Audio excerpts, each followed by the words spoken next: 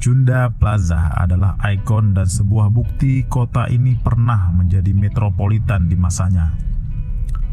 Pusat perbelanjaan modern yang bahkan di ibu kota Aceh saja belum ada waktu itu. Selain pusat perbelanjaan, di sana juga tersedia arena bermain hingga teater sekelas bioskop. Perusahaan-perusahaan raksasa itu mengubah gaya hidup masyarakatnya menjadi urban. Sepertinya itu yang diajarkan oleh pabrik gas dulu.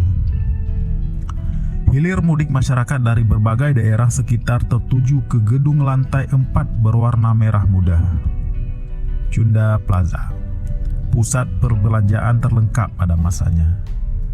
Memasuki pintu utama, suasana dingin mulai kentara. AC sentral menjadi pendingin ruangan. Di lantai 1 gedung terdapat berbagai restoran berkelas franchise, sekelas KFC dan AWI, biasa ditonton di TV namun ada di sini.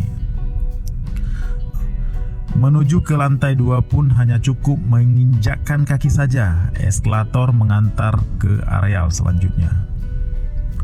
Wahana permainan anak bisa dibilang terkeren pada masanya. Kereta api semi roller coaster, Robocop hingga Boom Car menjadi salah satu daya tarik wahana bermain layaknya mall besar di luaran Aceh waktu itu. Malam minggu menjadi masa hingar-bingar kota. Lampu warna-warni menghiasi bangunan itu. Jenis kendaraan memadati area parkir. Bangunan ruko di sekitar pun tampak menghidupkan suasana di gemerlap suasana kota. Namun itu dulu, 21 tahun yang lalu semenjak jatuhnya Orde Baru dan awal mula era reformasi menggema. Demonstrasi merebak dan terjadi di mana-mana. Tak terkecuali di Lok Semawe, kota industri pusat kosmopolitan pada eranya. Penjarahan massa mulai merambah ke berbagai pertokoan milik warga Tionghoa. Chunda Plaza salah satu tak luput dari aksi waktu itu. Setelah terjadinya kerusuhan, penjarahan, dan pengerusakan, Chunda Plaza tutup total. Hingga saat ini tak ada informasi jelas sebab musabab apa yang membuat pemilik dan pengelola plaza pertama di Aceh itu memilih mengosongkan gedung berlantai 4 itu.